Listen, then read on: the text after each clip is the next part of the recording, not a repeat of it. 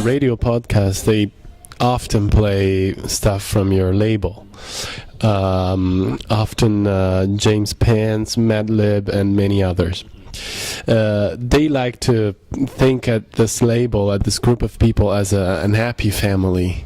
So they were wondering how's the relationship between you guys, and if you hang out, if you guys like to play together, and if you look for that kind of sympathetic thing. No, it's true. I mean, almost everyone at the label lives in Los Angeles. I don't, so I see them less. But for instance, like Peanut Butter Wolf played my wedding, I played his wedding. We always, we're always traveling a lot, so there's always usually another Stones Throw artist somewhere, and we always go to each other's shows, go record shopping together, eat. So I mean, it is very everyone on the label is very friendly, and everyone's weird, but everyone get along. Yeah, everyone gets along, and it's everyone respects each other's music, so, and everyone's a little different, so it's fun for sure. How many songs did you have before the moment you choose the track list on Welcome? And if you choose the track list on Welcome? With Welcome, no, I didn't choose the track list. I turned in, I always say 100, but it was probably 90 or something. But about 90 songs, like 3 or 4 CDs. And it was my first record, so I just thought Peanut Butter Wolf should pick, because that's what he does. And we kind of do that with every record. I make more than enough, and then he can pick what he likes. So, and then I help with the order. I can pick if I choose to, but I like.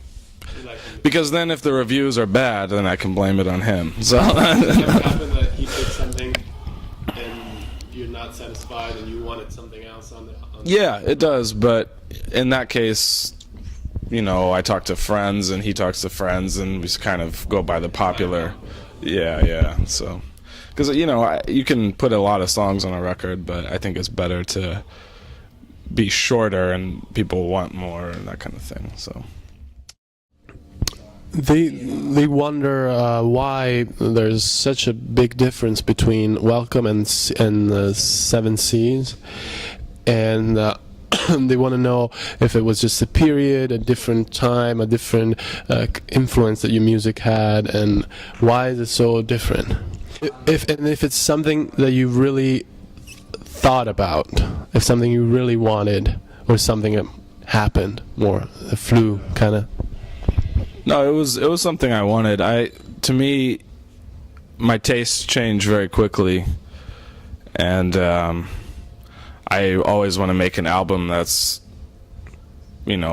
fun isn't fun for me to make, that I can put my heart into, instead of do the same thing. And for me, I've always wanted to never do the same thing twice. Like, I love so many different kinds of music. I always want to try something new, and so also at the same time Welcome came out, a lot of the songs are recorded a year before or something, but a lot of people were making, I would say, more funky disco boogie stuff, and I really thought, I want to do something different, and even if it means, people are like, what? We want another, But I like, maybe it's my personal problem, but I always kind of like to, whatever people want me to do, I do something different, and then sometimes they like that and sometimes they don't. But I want to do a record with no drums and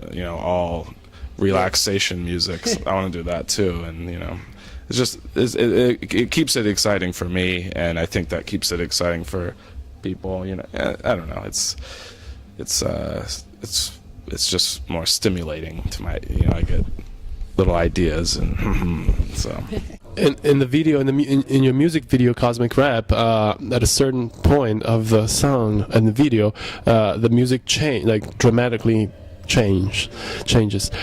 And he thought there was a reference or a quote, an inspiration from Sandra. Sandra. And he wanted to know if that's true and if he saw right in this, and if so, he wanted you to talk about this kind of inspiration.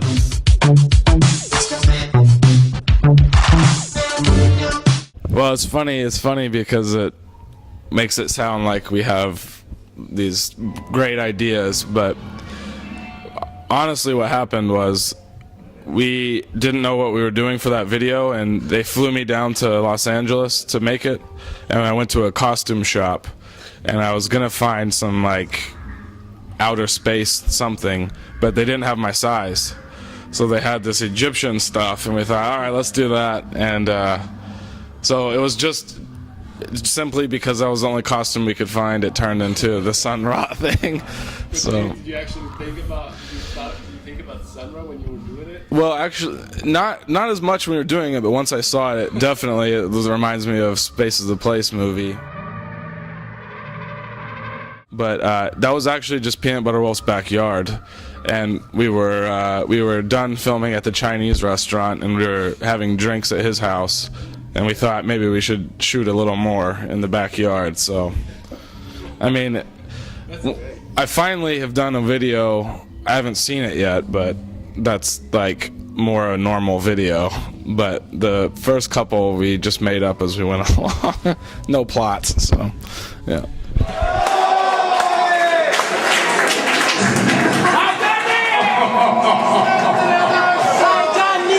Thank you. Again, this is the greatest. Holy shit, I'm coming back to Italy every week. Thank you.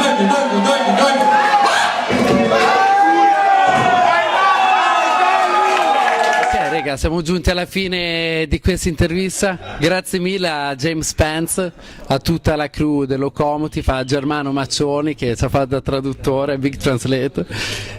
Ok ragazzi, un saluto a tutti dai ragazzi di Radio Armadio, and I can ask you if we can finish the interview with a jingle. Oh, of course. Yes. Oh, I need to know the name of the... Like cabinet radio. Radio Armadio. Radio in the cabinet. Radio Armadio. Yes. That's an Armadio. Oh yeah, let's just do that. It's fine. That's so cool.